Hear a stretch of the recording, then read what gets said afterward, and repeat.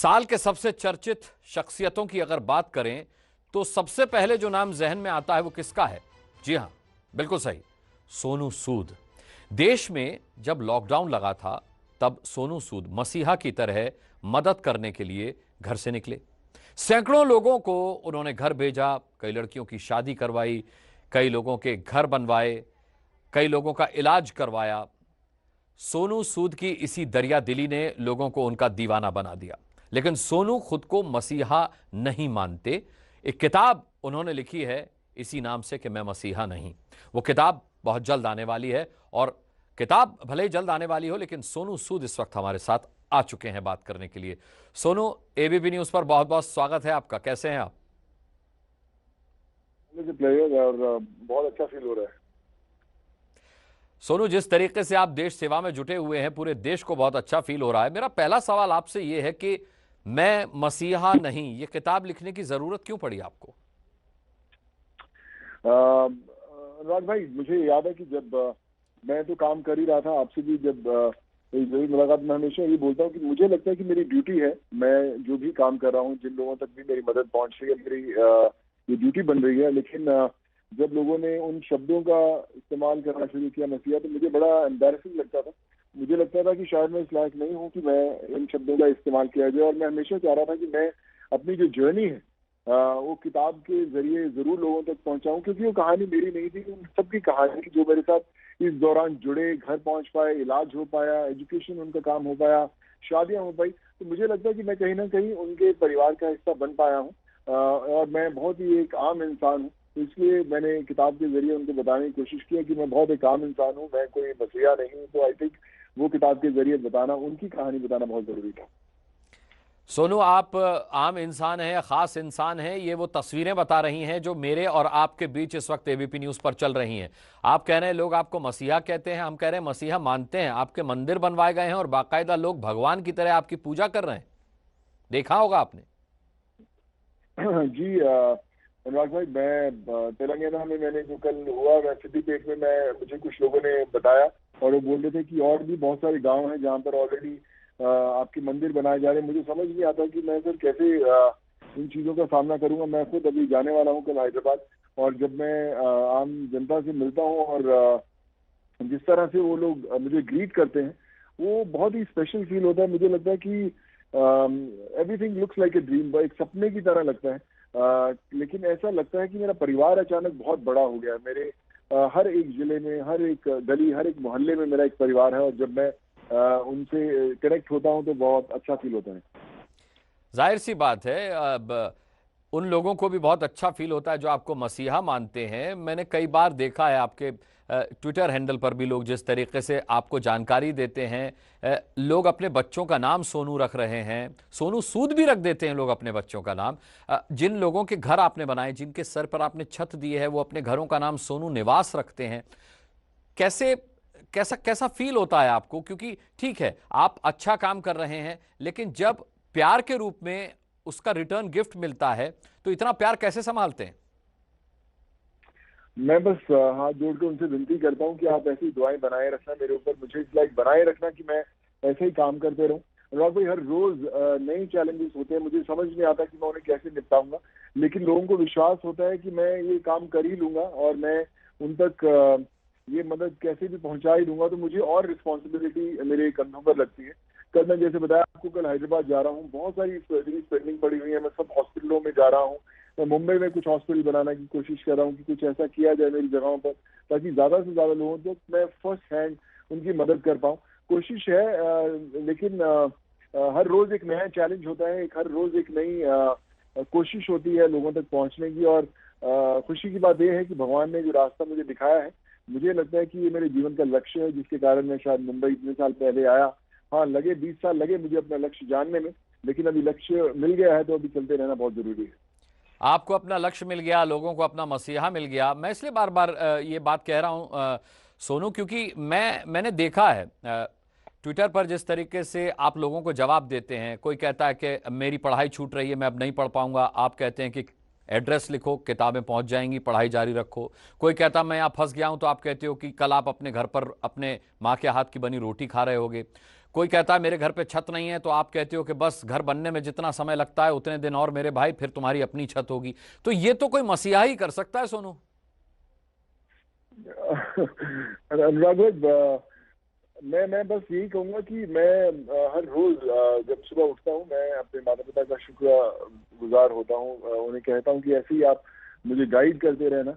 जिंदगी का बहुत बड़ा चैलेंज है जो अपने कंधों पर लिया है, बहुत बड़ी रिस्पॉन्सिबिलिटी है। और जिस तरह से देश ने एक विश्वास का जो कड़ी मुझे पकड़ाई है, मुझे उस पर खरा उतरना बहुत जरूरी है। ऐसी ऐसी चीजें, ऐसी ऐसी उम्मीदें लोगों की जुड़ गई हैं जो मैंने कभी जिंदगी में वो काम नहीं किए, लेकिन अभी वो कर पा रहा हूँ। तो मुझे इतना विश्वास जरूर हो गया, कहीं ना कहीं एक दुआएं हैं, एक लहर है जो काम कर रही है और मुझे गाइड कर रही है, और मैं बस चलता जा रहा हूँ। सोनू, ये आपका काम नहीं था, ये तो परमार्थ था। आदमी करता है, नेकी करता है, दरिया में डाल देता है।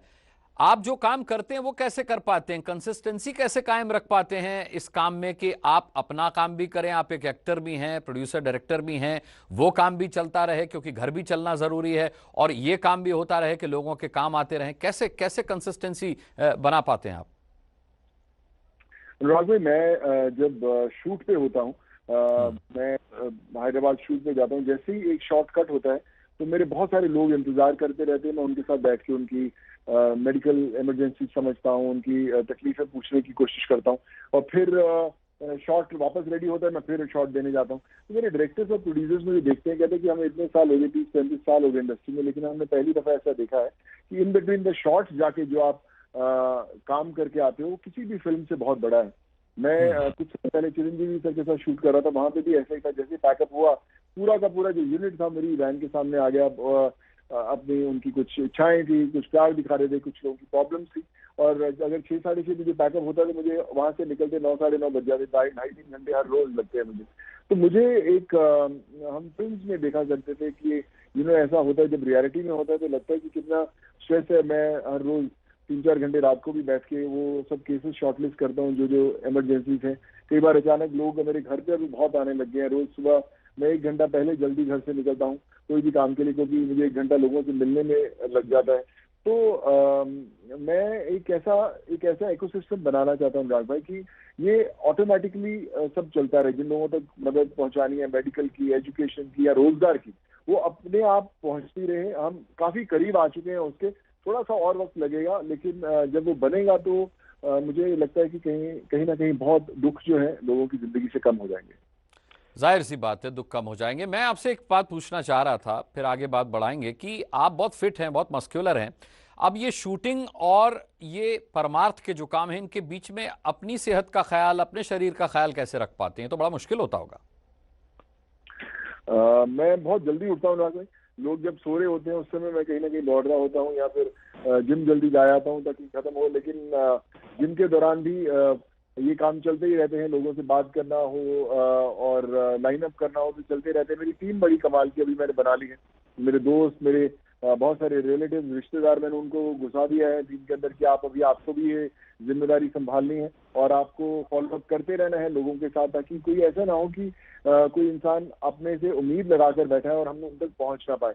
तो बहुत जरूरी है कि हम लोगों से जुड़े रहें, और बहुत सारे ऐसे लोग हैं जो जिन तक हम लोगों ने मदद पहुंचाई, अभी वही हमारी टीम का हिस्सा भी बन गए कि आपने हमें बचाया। हमें पता है कि कितनी मुश्किल से हम आप तक पहुंचे थे, अब हम आपके लिए कुछ ना कुछ करेंगे। तो मैं उनसे कभी मिला भी नहीं हूँ, फोन पे कभी कभी बात होती है, पर वो अलग अलग दिल्ली में बात करें, उड़ीसा में बात करें, बिहार, यूपी, हर जगह पे वो लोग हैं, और वो हमारे फोन कॉल्स से आके लोगों तक हमारी संदेशा देने, हमारी मुहिम को आगे लेके चलते हैं। बड़ा एक अहम सवाल सोनू जी आपसे यहाँ पूछना चाहूंगा, क्योंकि आम आदमी की राय ये होती है कि भाई पुलिस भ्रष्ट होती है, अस्पताल लूटते हैं। अब ये कैसे हो पाता है कि आप खुद हॉस्पिटल से बात करते हैं, मेडिकल एडवाइजर से आप बात करते हैं, खुद आप एयरपोर्ट अथॉरिटी से बात करते हैं, रेलवे स्टेशन ऑफिशियल से आप बात करते हैं, एडमिनिस्ट्रेशन के टच में आप खुद रहते हैं, और आपके एक फ़ोन कॉल पे काम हो जाता है? ये कैसे हो पाता है? नहीं, कोई हमेशा एक फोन कॉल पे काम नहीं होता, कई बार बहुत मशक्कत लगती है फॉलो अप करने के लिए। पर हाँ, एक बार जब शुरुआत होती है तो काफी चीजें स्ट्रीमलाइन हो जाती हैं। जब मैं हॉस्पिटल्स के ओनर्स, डायरेक्टर्स, टॉप सारे डॉक्टर्स से जाके मिलता हूँ, बात करता हूँ, तो वो लोग देखते हैं कि एक एफर्ट डाली जा रही है एक पेशेंट को बचाने की, जिससे शायद मैं कभी मिला भी नहीं या कभी मिलूंगा भी नहीं। तो जब वो देखते हैं इस चीज को, तो उनके अंदर भी एक एक जुनून आता है कि नहीं सुनो, ये आप उनके लिए काम कर रहे हैं, तो हम हॉस्पिटल बेड चार्जेस नहीं लेंगे। कई बार डॉक्टर्स बोलते हैं कि हम सर्जरी की कॉस्ट नहीं लेंगे, हम आपके लिए करेंगे एक चीजें। तो मुझे लगता है वो इसलिए है क्योंकि आप पर्सनली उनके साथ जुड़ते हैं, आप उन तक पहुंचते हैं। अगर आप किसी की ड्यूटी लगाएंगे कि मैं इस पेशेंट को भेज रहा हूँ, आप इलाज करवा दीजिए, तो फिर वो वैसे ही इलाज होगा जहाँ पे हर जगह, हर रोज, हर हॉस्पिटल में होता है। तो मुझे लगता है कि वो पर्सनल जो कनेक्शन मैं स्थापित कर पाया हूँ पिछले कुछ महीनों में, वो बड़ा इंपॉर्टेंट है। और मैं पर्सनली हर एक केस के लिए डॉक्टरों से बात करता हूँ। जब पेशेंट की छुट्टी होती है तो उनसे बात करता हूँ ताकि वो ठीक ठाक जाए, उनको कोई तकलीफ ना आए। तो आई थिंक वो पर्सनल टच बड़ा इंपॉर्टेंट है। समय बहुत लगता है उसके अंदर, बट आई थिंक उसके बिना काम नहीं हो सकते। तो सोनू जी, ये हमेशा पर्सनल टच से काम हो जाता है कि फ्री में सर्जरी हो गई, दवाओं का पैसा नहीं लगा, फ्री में बस चल गई, या कई बार आपकी जेब से भी खर्च हो जाता है? नहीं नहीं सर, सारा कुछ नहीं होता, कई बार कम में हो जाता है। अगर बहुत पैसे लगने हो तो शायद कई बार 50% में होता है, टोटल नहीं छूटता है। लेकिन खर्चे बहुत है, जैसे आपने बोला कि मेडिसिन के खर्चे बहुत होते हैं, हमेशा डॉक्टर्स नहीं छोड़ सकते, कई बार पूरे के पूरे भी देने पड़ते हैं। अगर आप 50-100 डॉक्टर्स के टच में होते हैं तो शायद उसमें से 20 या 25 ही मानेंगे, बाकी नहीं भी मानेंगे, थोड़ा बहुत डिस्काउंट दे देंगे। पर वो डिस्काउंट इंपॉर्टेंट नहीं है। इंपॉर्टेंट ये है कि आप वो जो एक गरीब आदमी किसी गांव से आया हुआ है, उसको पूरा स्ट्रीमलाइन करना है। उसको पता भी नहीं टेस्ट कैसे होंगे, क्या सही है या नहीं है, उसने वैसे हॉस्पिटल देखे भी नहीं है। तो जब आप उनको लेकर जाते हैं तो शुरू से लेकर एंड तक आप ही को थाम के चलना है। लेकिन करना तो खुद पड़ेगा ही, अपने आप से नहीं होगा तो एक दिन भी नहीं चल सकता। सो आई थिंक जब तक वो पर्सनल आपकी इन्वॉल्वमेंट हर चीज में नहीं होगी, फिजिकली, इमोशनली, मेंटली, फाइनेंशियली, तब तक वो आप आगे बढ़ ही नहीं सकते। और फाइनेंशियली पे मुझे याद आया, मैंने अभी कुछ दिनों पहले सुना था कि आपने अपनी प्रॉपर्टी के अगेंस्ट में लोन लिया है और उस लोन के पैसे से आप लोगों की मदद कर रहे हैं। ये वाकई कोई मसीहा ही कर सकता है। मैं आपकी किताब पर सोनू वापस लौटूंगा, मैं मसीहा नहीं।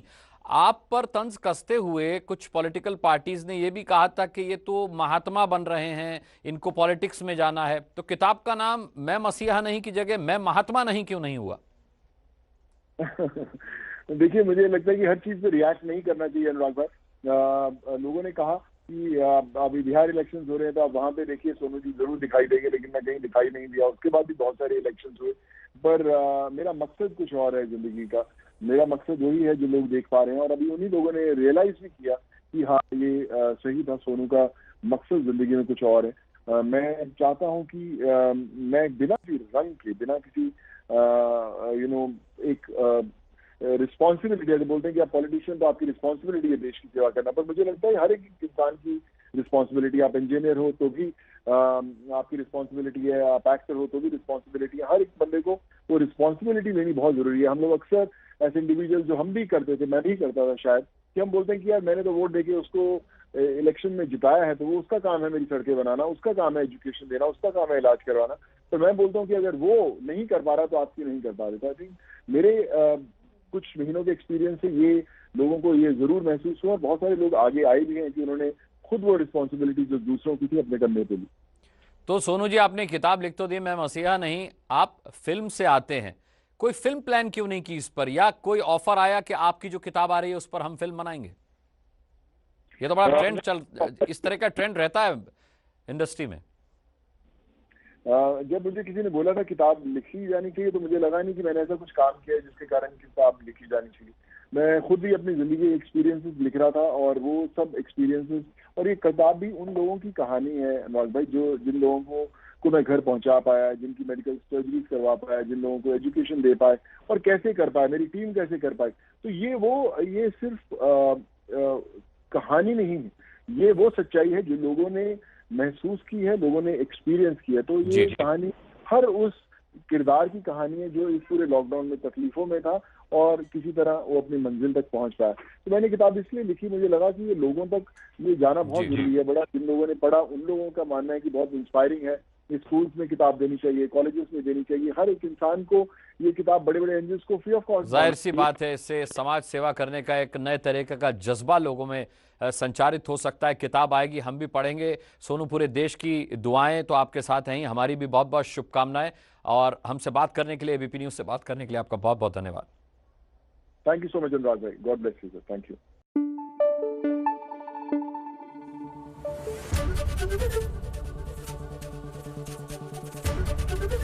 एबीपी न्यूज आपको रखे आगे।